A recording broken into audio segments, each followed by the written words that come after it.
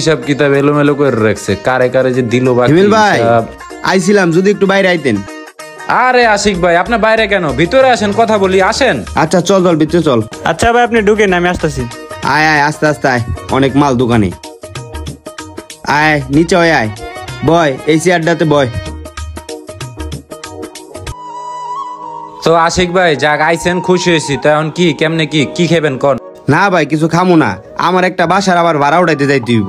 এক কাজ করেন, কিছু আইছে ওর সাথে কথাবার্তা বইলা তাইলে সবকিছু ফাইনাল করে নেন আপনি, যেমনি ভালো মনে করেন আপনি। না না ভাই, আপনি একটু কষ্ট করে পরে যান ভাই, আপনি একটু থাকেন। কারণ এর আগেও একটা ছেলে ছিল, আমি ওরে বাদ দিছি।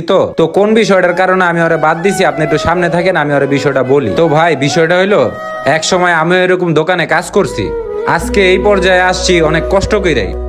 তো যাই হোক ভাই, তুমি দোকানে কাজ করবা, আমি থাকবো না, বুঝছেন তো আশিক ভাই? তো এই আমার অ্যাবসেন্সে দোকানে যা কিছু আছে তুমি নিজের মতো কেনা বেচা করো। তোমার যদি 10 টাকা লাগে তুমি আমার থেকে চাইয়া নিও, তবে অন্যায় ভাবে কোনো কিছু